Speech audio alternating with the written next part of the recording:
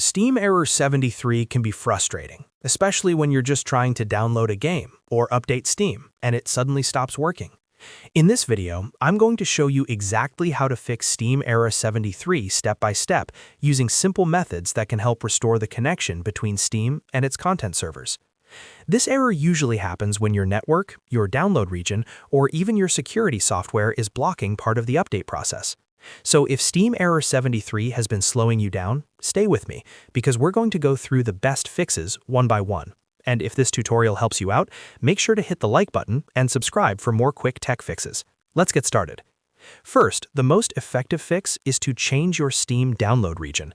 Steam uses different server locations around the world, and sometimes the region you're connected to can be overloaded or have a connection issue. To do this, open Steam and click on Steam in the top left corner, then go to Settings. In the Settings menu, choose Downloads. By default, Steam will usually pick a nearby region, but that region may be causing the error. Click the drop-down and select a different city, or even a neighboring country if needed.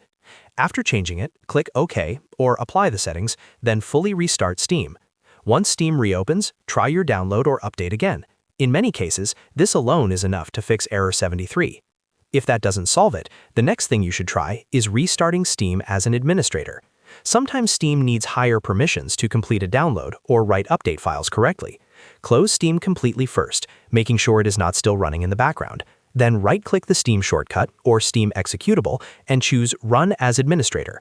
If the update goes through after that, it means Steam needed elevated access to finish the connection properly. Now let's move to another important fix, which is resetting the Winsock catalog.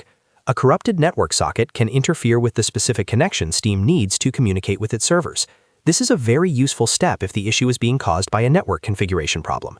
To do this, click the Start menu and type Command Prompt. Right-click it and select Run as Administrator.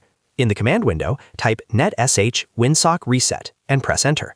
You should see a confirmation message that the catalog has been reset. After that, restart your computer.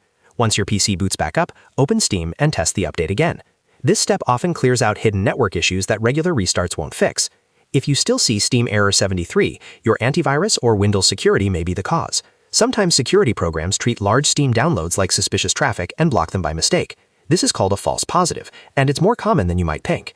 Temporarily disable your antivirus or turn off Windows real-time protection, just long enough to test whether Steam can connect properly. If the download works after disabling it, then you found the issue, but don't leave protection off permanently. Instead, go into your antivirus or Windows security settings and add the Steam folder as an exclusion or exception. That way, Steam can download an update without being blocked in the future.